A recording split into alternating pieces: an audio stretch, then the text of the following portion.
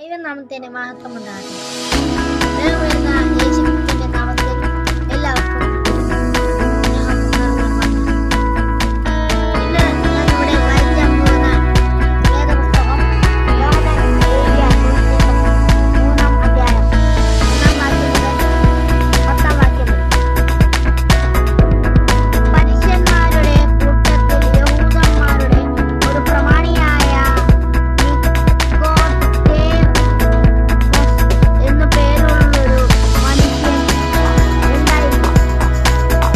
അവൻ രാത്രിയിൽ അവന്റെ അടുക്കൽ വന്ന് അവനോട്, റബ്ബീ, നീ ദൈവത്തിന്റെ അടുക്കൽ നിന്ന് ഉപദേഷ്ടാവായി വന്നിരിക്കുന്നു എന്നു ഞങ്ങൾ അറിയുന്നു. ദൈവം തന്നോട് കൂടെ ഇല്ലെങ്കിൽ നീ ചെയ്യുന്ന ഈ അടയാളങ്ങളെ ചെയ്യുവാൻ ആർക്കും കഴിയില്ല എന്നു പറഞ്ഞു.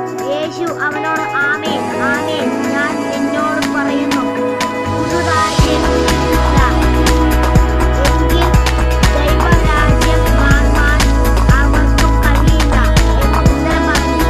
നിക്കോദേമോസ് അവനോട്, മനുഷ്യപുത്രനായ ശേഷം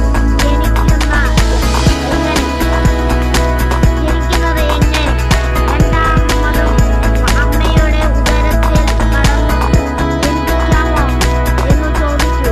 അതിന് യേശു, ആമേൻ, ആമേൻ, ഞാൻ നിന്നോട് പറയുന്നു, വെള്ളത്താലും ആത്മാവിനാലും ജനിച്ചില്ല എങ്കിൽ ദൈവരാജ്യത്തിൽ കടപ്പാൻ ആർക്കും കഴിയില്ല. ജഡത്താൽ ജനിച്ചത് ജഡം ആകുന്നു, ആത്മാവിനാൽ ജനിച്ചത് ആത്മാവ് ആകുന്നു. നിങ്ങൾ പുതുതായി ജനിക്കണം എന്ന് ഞാൻ നിന്നോട് പറയുകയാൽ ആശ്ചര്യപ്പെടരുത്. കാറ്റ് ഇഷ്ടമുള്ളിടത്ത് ഊതുന്നു. അതിൻ്റെ ശബ്ദം നീ കേൾക്കുന്നു, എങ്കിലും അത് എവിടെ നിന്നു വരുന്നു എന്നും എവിടേക്ക് പോകുന്നു എന്നും അറിയുന്നില്ല.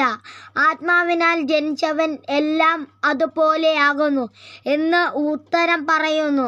നിക്കോദേമോസ് അവനോട്, ഇത് എങ്ങനെ സംഭവിക്കും എന്ന് ചോദിച്ചു.